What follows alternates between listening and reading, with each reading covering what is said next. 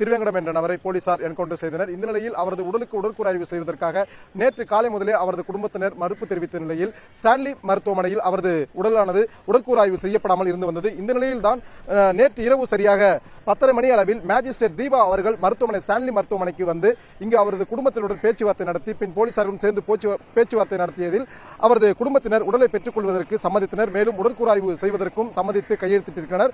இந்த நிலையில் தான் நேற்று சரியாக 10:30 மணியிலிருந்து 12 மணி வரை என்கவுண்டர் செய்யப்பட்ட திருவேங்கடத்தின் உடலானது உடற்கூறாய்வு செய்யப்பட்டு தற்போது ஸ்டான்லி மருத்துவமனை பிணவரையில் அவரது உடல் வைக்கப்பட்டிருக்கிறது. தற்போது வரை இன்னும் அவரது உடல் அவரது குடும்பத்தினரிடம் ஒப்படைக்கவில்லை.